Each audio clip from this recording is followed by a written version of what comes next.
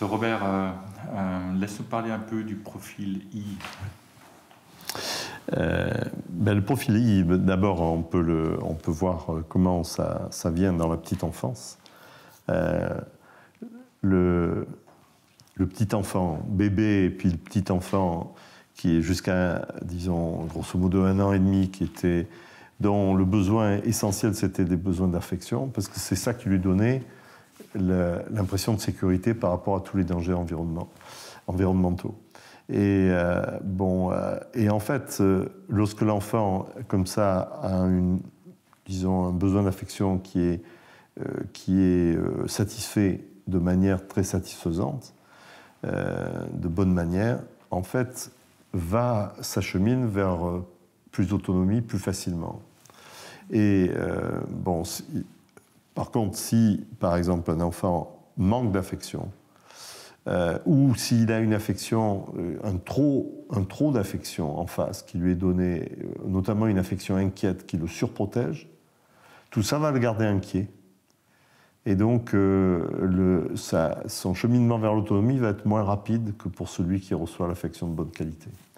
Alors, quand le besoin d'attention vient sur le devant de la scène, on va le décrire, et tout le monde va reconnaître ce qui se passe avec leurs enfants de cet âge-là. Et ce qui se passe, c'est que le besoin d'attention vient sur le devant de la scène, mais n'efface pas le besoin d'affection. Il se conjugue au besoin d'affection. Mais il vient sur le devant de la scène. C'est-à-dire que, par exemple, à partir de l'âge d'1 an et demi jusqu'à 3 ans, le petit enfant demande de l'attention tout le temps à ses parents. Quand ses parents rentrent du travail, il accourt en disant, pour montrer, même s'il n'est pas capable de le dire verbalement, parce qu'il ne sait pas encore parler, que son papa ou sa maman est la personne la plus importante au monde pour lui. Et en même temps, il est en attente que son père ou sa mère lui montre qu'il est la personne la plus importante pour eux. Réagissent dessus. Voilà. Et si jamais il n'obtient pas toute l'attention, à ce moment-là, il va s'arranger pour obtenir l'attention de toute manière, en faisant des bêtises, des caprices ou des choses de ce genre. Ça, tout le monde connaît ça.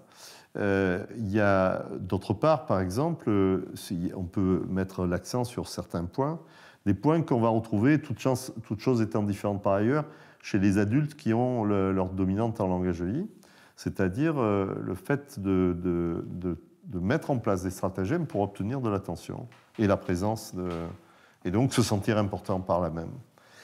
Par exemple, si on veut un enfant comme ça, entre 2 et 3 ans, si on veut lui dire de changer le rythme et tout d'un coup d'accélérer, de dire vite, vite, il faut qu'on aille faire les courses parce que les magasins vont fermer, l'enfant, au lieu de suivre, la plupart du temps, qu'est-ce qu'il fait ?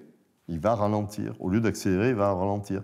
Quelquefois, c'est symptomatique parce qu'on se dirige vers la porte et on dit vite, vite, on y va, et tac, il court dans l'autre sens de la pièce. Et ce qui oblige le parent à venir aller le chercher, donc à être présent et à faire attention à lui.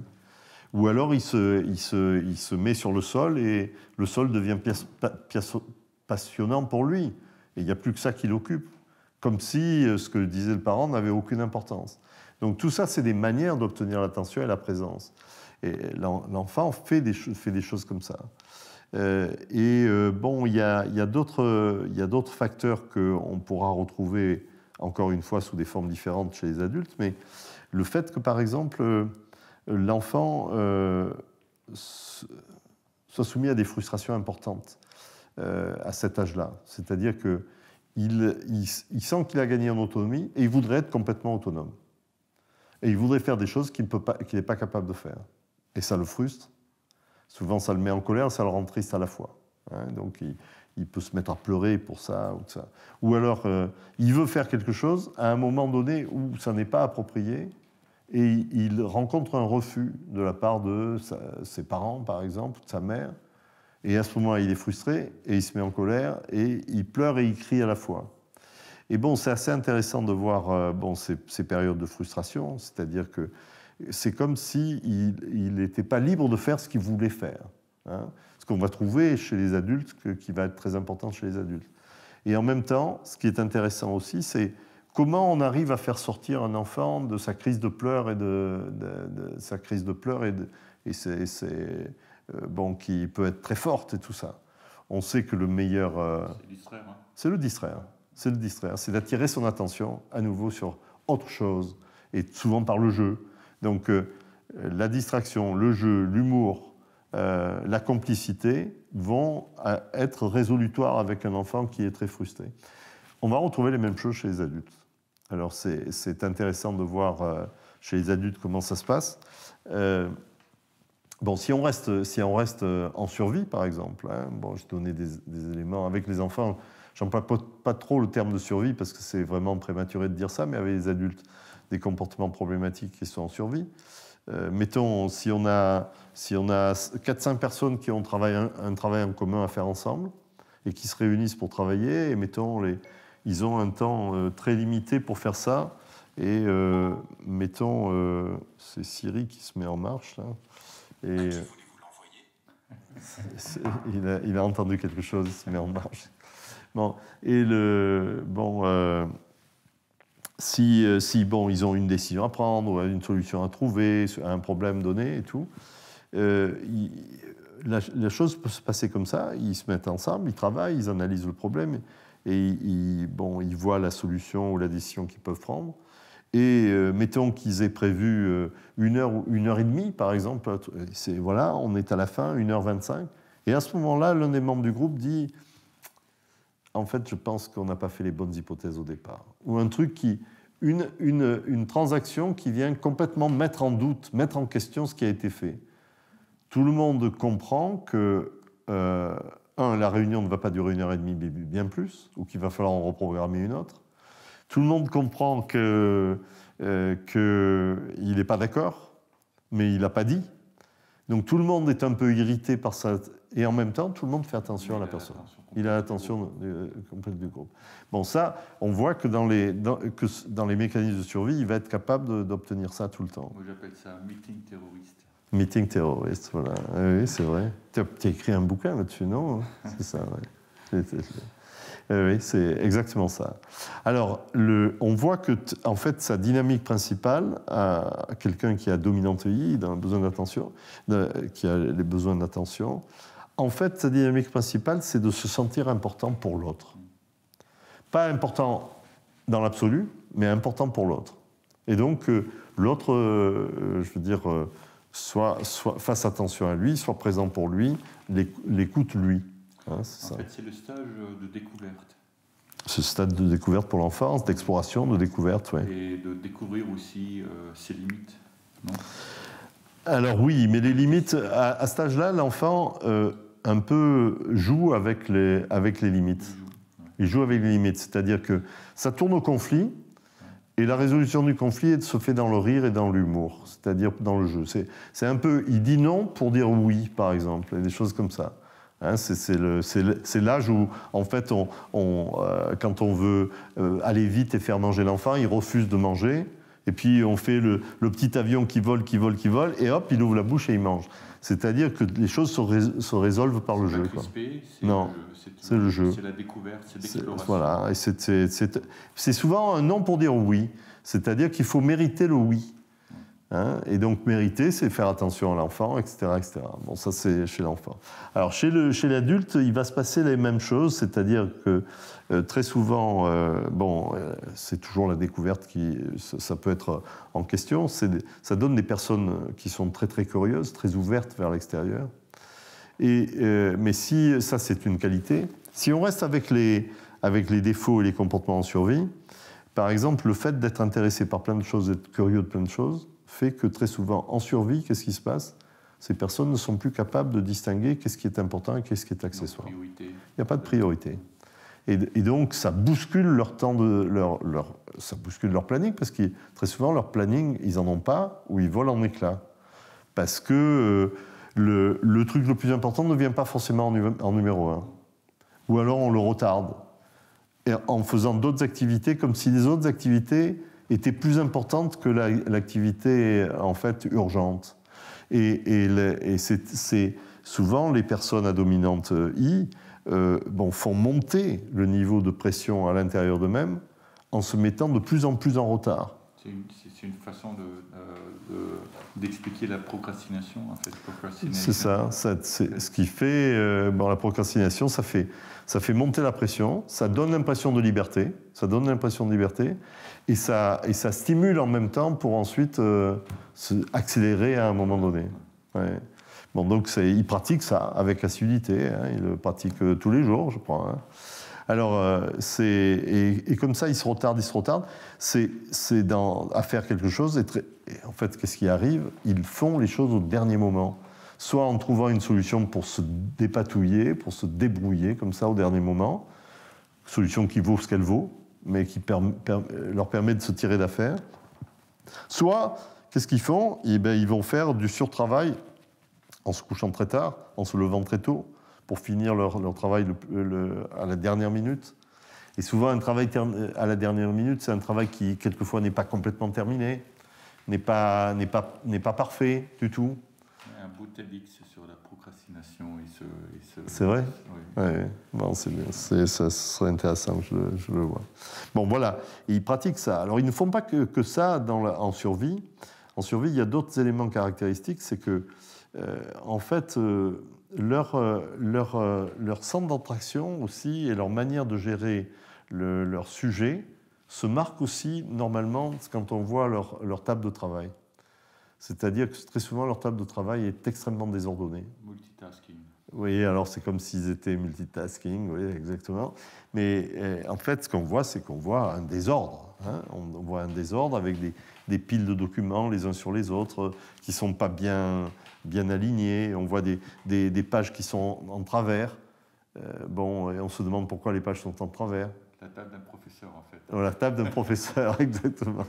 Et la page en travers, c'est que sans doute elle était importante, mais à un moment donné aussi. Mais elle reste comme ça. 2 mois plus tard, elle reste en travers par rapport au reste.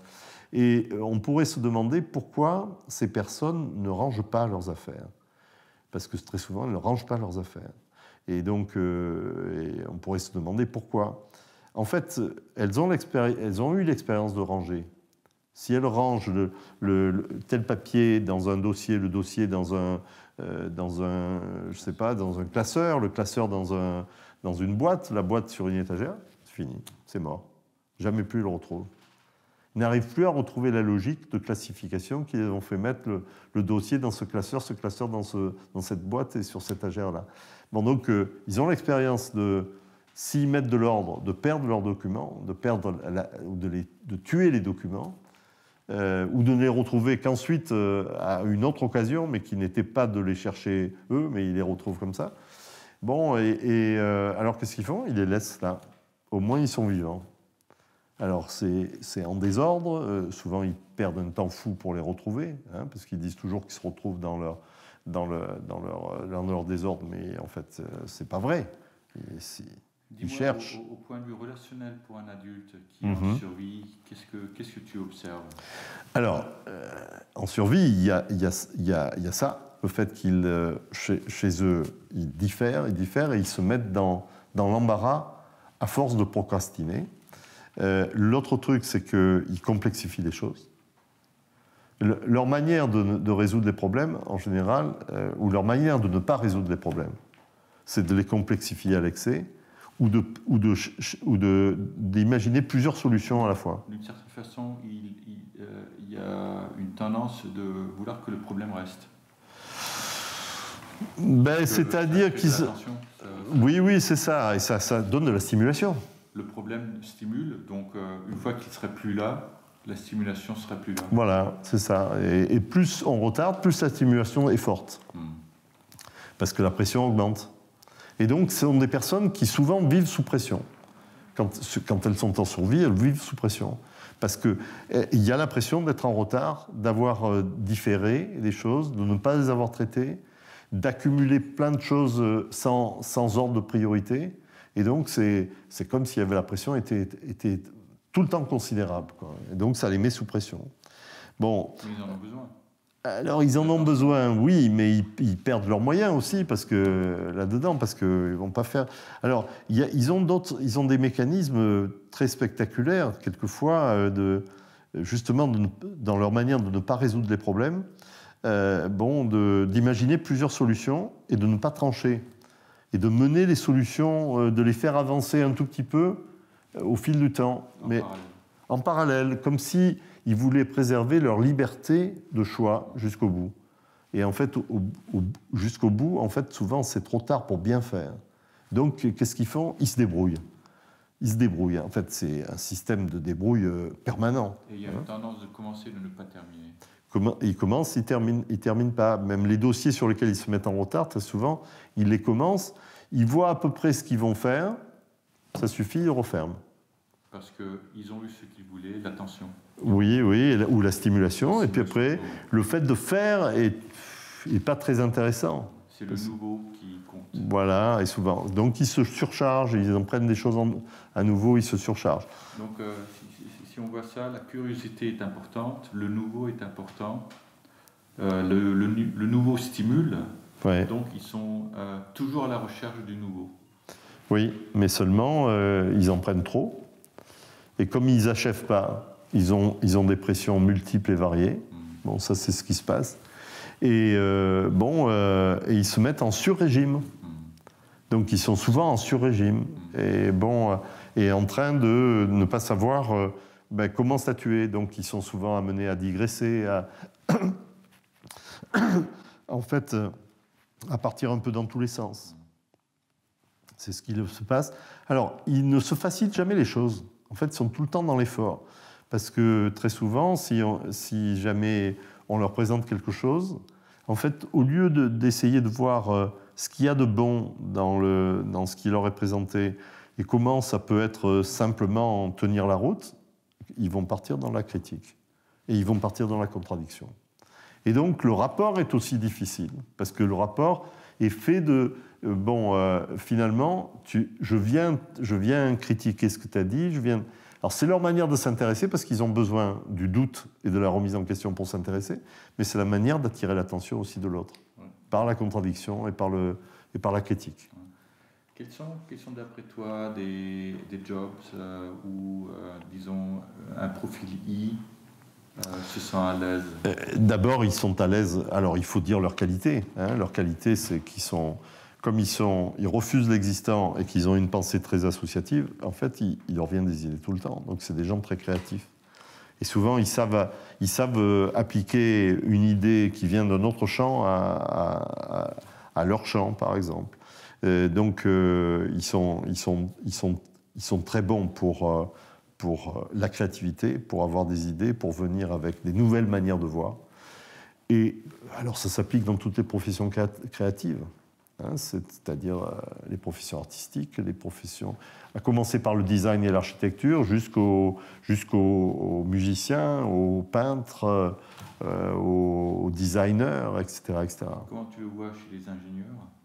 Alors, chez les jeunes ingénieurs, alors en recherche souvent, ou alors ils sont dans les activités d'architecture, c'est-à-dire conception large, parce qu'ils ont ce talent de toujours regarder dans un cadre très large, ce qui leur permet de mettre en perspective, c'est-à-dire ce qui leur permet de relativiser les choses. Ils regardent les choses dans un cadre très large. Ça leur donne à la fois plus d'inventivité, plus d'ouverture, et une vision plus globale, peut-être à plus long terme, ou un système plus large que les autres. Ils ont du mal à être spécialistes. Ils le sont quelquefois, mais en fait, ce qui les intéresse, c'est de dégager le sens de l'ensemble. C'est ça qui les intéresse. Et alors, ils ont d'autres qualités aussi, c'est que ce sont des personnes qui vivent de la stimulation, et donc ils savent très bien comment stimuler les autres. Et ils savent comment stimuler l'intérêt des autres. Donc ça donne, en entreprise, ça leur donne... Alors, ils sont rarement des bons managers, il faut le dire. Même en croissance, ils sont rarement des très bons managers. Ils se forcent à structurer le travail et tout ça, mais ils ne sont pas très très bons là-dessus. Ils acquièrent les compétences pour faire, mais ce n'est jamais des talents très développés. Par contre, ils sont très très forts pour justement stimuler l'intérêt des autres, mettre les autres en mouvement, leur faire réfléchir à des choses auxquelles ils n'auraient pas réfléchi, entrer par un sujet par une porte dérobée où ils vont surprendre tout le monde et tout d'un coup ça va faire réfléchir d'une manière différente. Donc très souvent ce sont des inspirateurs, ce sont des leaders d'inspiration. Et ils ont d'autres qualités qui se conjuguent à ces premières qualités de stimuler et d'inspirer les autres, c'est qu'ils sont très encourageants. En fait, ils encouragent les autres, ils sont enthousiastes et puis essaye, voilà, vas-y, et ils donnent de la liberté. Tu verras. Bon, je pense que ça va t'intéresser. Et c'est tout. Et en fait, l'autre ne sait pas ce qu'il veut dire. Mais il ouvre un champ. C'est comme ils ouvrent des portes. Laisse-nous jouer. Voilà, joue avec, intéresse-toi, et tu vas voir. Il va te venir des idées. Bon, tout ça est vraiment très développé chez eux. Et ils ont un autre point qui est un peu étonnant en croissance, parce que quand on les voit en survie, en fait, ils perdent complètement l'écoute. Ils s'écoutent eux-mêmes, ils sont en dialogue interne très souvent. Hein, on le voit en survie, ils posent des questions aux gens, ils n'attendent pas la réponse, ils répondent à la question, ils font un commentaire sur la réponse qu'ils viennent de donner à la question qu'ils ont posée à l'autre. Bon, c'est comme s'ils étaient vraiment enfermés dans leur propre système. Quand ils sont en croissance, en fait, ils sont tout l'inverse. Eux qui savent, je veux dire, vraiment de manière interne, ce qu'apporte l'écoute, ils ont une écoute extrêmement attentive, à la fois attentive, mais aussi subtile et fine. C'est-à-dire qu'ils ont une écoute intuitive, extrêmement développée, où ils comprennent plus de choses que ce qui leur est dit.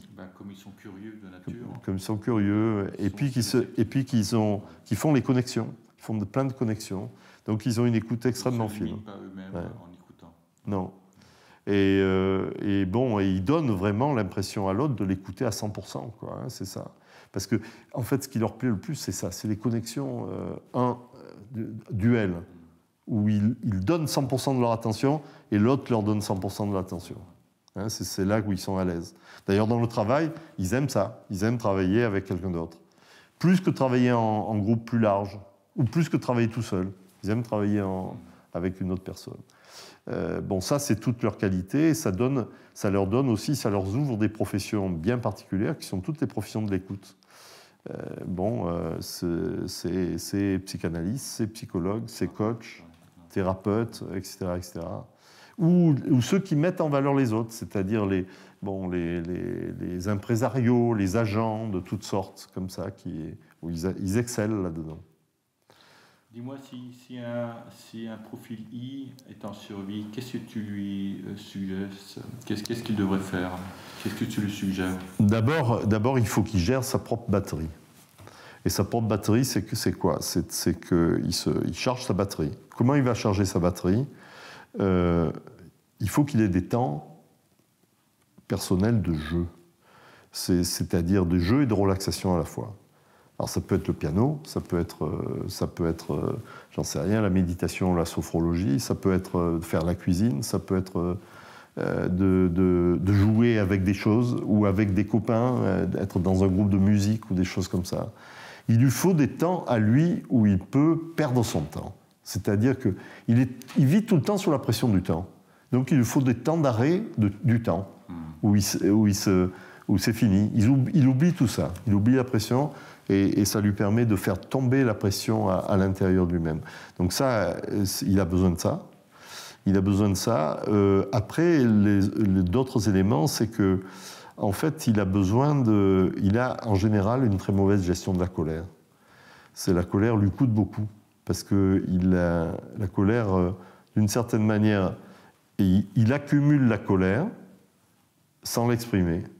De temps en temps, il explose. Ou alors, et ça peut se conjuguer à des explosions sporadiques, hein, ou alors il va faire preuve de ce qu'on appelle la passivité agressive, c'est-à-dire qu'il va freiner quand les autres veulent accélérer. Et qu'est-ce qu'il doit faire? Et là, j'ai compris qu'il se prend du temps. Comme il a ce gros besoin d'attention. Oui. qu'est-ce qu'il doit faire? Et en fait, il a ce gros besoin d'attention, mais en survie, ça lui donne des tensions internes très fortes. Donc, il a besoin de se décontracter. Donc, on a dit ça. Et puis, il a besoin de ce qui est nécessaire pour lui, parce qu'il cherche toujours la vision globale et le sens des choses. Et bon, il faut qu'il ait le temps de faire ça. C'est-à-dire qu'il faut qu'il ait le temps de prendre du recul. Prenant du recul, bon, les choses vont être plus simples pour lui, parce qu'il a cette capacité à mettre en perspective, à mettre, y compris les désaccords en perspective, et de se dire, bon tiens, et de trouver les moyens de partir vers des choses plus positives ou plus constructives. Donc il a besoin de faire ça, et puis après il a besoin d'être clair, au lieu d'être confus, c'est-à-dire de définir de manière très claire un objectif, une priorité, de se forcer à faire un plan, de se forcer à faire un calendrier, de se forcer à faire des ordres de priorité et de les suivre. Parce que quelquefois il les fait et il ne les suit pas. Donc, mais se forcer à les suivre, de telle sorte d'abord que ce soit plus simple pour lui, pour faire les choses, qu'il y ait moins de tension et qu'il soit plus efficace. Parce que le problème que rencontrent en général les personnes à dominante I, c'est pas de manquer d'idées, c'est pas l'inventivité, c'est pas tout ça, c'est pas de ne pas savoir concevoir des choses, c'est de faire. Et très souvent, ils ne font pas. Ils ont l'idée de faire, ils ont l'idée qui est à faire, mais très souvent, ils ont des difficultés à la mettre en œuvre. C'est ça leur problème. Et donc, c'est donc d'arriver à gérer leur temps, et d'arriver à gérer le temps jusqu'à la mise en œuvre. Et souvent aussi, quand ils travaillent avec d'autres personnes, surtout des personnes qui veulent un plan, qui veulent en fait une structure de réalisation, de ne pas les voir comme ennemis. Parce qu'il y a une tendance, si j'ai bien compris, de voir ça comme c'est-à-dire que quand ils sont en survie, tout plan, toute structure est un ennemi de leur liberté. C'est une agressivité. Voilà, c'est ça. Ils ont l'impression d'être en prison. Voilà. Ils perdent leur liberté. Et comme la liberté, c'est la chose à laquelle ils tiennent le plus au monde, donc ils vont se cabrer et vont se bloquer. Et en fait, oui, c'est de s'ouvrir, c'est comme tous les autres profils, c'est de s'ouvrir aux autres et de comprendre que d'autres ont besoin d'une structure. Ou de l'utiliser comme support. Oui. Et si tu vois l'autre, si tu vois une personne qui est en I, survie, comment tu peux l'aider? Comment je peux l'aider? D'abord, il y a de multiples manières de lui donner de l'énergie. L'attention, c'est bien sûr, mais c'est aussi de l'écouter sans intervenir, sans réagir. C'est aussi de lui montrer l'intérêt qu'on a à ce qu'il est en train de dire. C'est de montrer de l'enthousiasme et des encouragements. C'est de lui donner de la liberté. C'est de lui donner du temps. C'est de le laisser faire les choses à son rythme, à son propre rythme. Tout ça, c'est super important. Parce que dès qu'on va vouloir le contraindre, on va vider sa batterie. Et donc, tous ces éléments-là, il faut penser à ça pour nourrir sa batterie. C'est-à-dire que très souvent, on ne va pas s'exprimer ni mettre de la pression, ni donner des ordres, ni poser des questions trop précises. Parce que s'il est en survie, 1, il ne supporte pas la pression, 2, il ne supporte pas l'autorité, et il ne va pas répondre aux questions, il va répondre à côté ou il va démontrer que la question n'est pas la bonne question. Je te donne un petit exemple la semaine dernière, un collègue a travaillé avec un autre collègue qui est en I, et ils avaient un séminaire qui terminait à 4 heures. Bon, puis le collègue a demandé au I, dis-moi, quand est-ce que tu as ton avion pour repartir à la maison? À 6 heures. Attends, il faut 1h30 pour aller à l'aéroport et il faut encore que tu rendes la voiture de location. Tu es sûr que ça va marcher avec 6 heures? Il a demandé ça la semaine avant le séminaire. Bon, oui, ça va marcher. Tu es sûr? Oui. Ok, c'est ta responsabilité. Le jour du séminaire, à midi, le I va voir mon collègue. Je crois que ça va être un peu juste. Je crois que je vais rebooker mon vol. Donc déjà sous stress, parce qu'il avait le séminaire, il a dû dans la pause essayer de trouver 10 minutes pour rebooker sous stress. Bon, il a réussi de le faire dans la première pause. Il le voit nerveux dans le deuxième module qu'ils avaient fait. Puis après, il a dit « Ah ben, j'ai pas rebooké mon avion ma voiture de location. » Donc, deuxième pause, rebooker la voiture de location. Voilà, ça. Ben c'est ça, c'est le fait que se mettre sous stress. Sans aucune raison. C'est ça. Il aurait pu le faire. C'est des personnes qui vivent très souvent sous pression interne, très forte. Justement par manque d'organisation, manque de clarté, manque d'anticipation des choses. Mais il a anticipé, on en avait discuté, ou ils en avaient discuté. Mais si on anticipe trop, ça ne les intéresse pas. Ou alors ils gardent le truc comme ça, c'est... C'est une envie de se mettre sous pression. Se mettre sous pression, Sous-consciemment, il a laissé... Alors ils ont une grande satisfaction là-dedans, c'est de trouver une situation, une solution à la dernière minute. Crisis management. Le crisis management, ils adorent ça. Ils adorent ça. Parce qu'ils se sont entraînés toute leur vie à ça. Et à la fin, c'était le héros. Il a réussi à gérer en dernière minute toutes les choses. Oui, c'est ça, Mais souvent, ça échoue. Donc ça veut dire qu'on passe une nuit supplémentaire dans la ville où on est, qu'on arrive en retard au séminaire le lendemain, qu'il va falloir jongler pour tout ça. Bon, ils sont habitués à ça. Hein. Bon, bon, voilà. Alors, c'est des personnes qui sont à la fois extrêmement charmantes, stimulantes, qui s'intéressent à plein de choses, créatives, et qui ont une très bonne écoute en croissance, donc et surtout qui sont tellement à l'aise dans la relation duel et qui donnent toute leur attention à l'autre dans la relation duel. Bon, donc ça fait ça au prix, mais seulement le prix, c'est comment ils construisent leur survie en se mettant trop de choses sur les épaules et en n'établissant pas d'ordre de priorité et en n'anticipant pas ce qu'ils ont à faire, les contraintes. Donc, et ils vont se retrouver dans un désordre, dans un surcharge, dans des choses qu'ils n'arrivent plus à gérer, et où il va trouver qu'il faut qu'ils trouvent des solutions de dernière minute. Bon, ils vivent avec, ils vivent avec ça. Le problème qu'il y a, c'est qu'il faut qu'ils trouvent des organisations qui leur permettent de fonctionner comme ça. Parce qu'eux arrivent à s'en tirer. Comment ils s'en tirent? Avec du surtravail en général, avec le fait qu'ils prennent sur leur nuit pour résoudre les choses qu'ils n'ont pas résolues la journée, etc., etc. Donc ça, c'est eux pour eux-mêmes. Mais les organisations ont beaucoup moins de tolérance que ce qu'ils ont eux-mêmes vis-à-vis d'eux-mêmes. Parce que les organisations veulent avoir une anticipation, des choses claires, un planning, des résultats fiables, une action qui sort dans les temps convenus, etc. Là où ils ont des points de faiblesse par rapport à ça. Donc, ce qu'ils ont, c'est qu'ils ont à apprendre. Ils ont à apprendre la clarté, la structure et l'anticipation, parce qu'autrement, ils se mettent en fâcheuse posture, très souvent, dès qu'ils sont avec d'autres personnes. Pour eux-mêmes, ils s'en foutent, c'est pas ça l'important. Mais pour les organisations, c'est difficile. Une organisation n'accepte pas ça. Mais il y a eu des grands génies dans le passé qui étaient vraiment I. Oui. Et en étant I, qu'ils ont vraiment... Mais ils ont ce pouvoir créatif. Alors s'il y a un grand cerveau en même temps, ça fait une grande créativité, mais ce pouvoir créatif, c'est quoi? C'est un, ils disent non au présent, et deux, ils ont un esprit associatif. C'est-à-dire qu'ils cherchent autre chose. C'est l'esprit associatif. L'esprit associatif et comme ils veulent trouver autre chose que ce qui existe, ça leur fait, ils génèrent des idées tout le temps. Et ils ont des idées, et en fait, ils ont ce truc de l'esprit associatif, ils voient quelque chose dans un champ, tac, ils le mettent dans un autre champ, qui est différent, mais tout d'un coup, ça va apporter une créativité énorme dans le champ nouveau.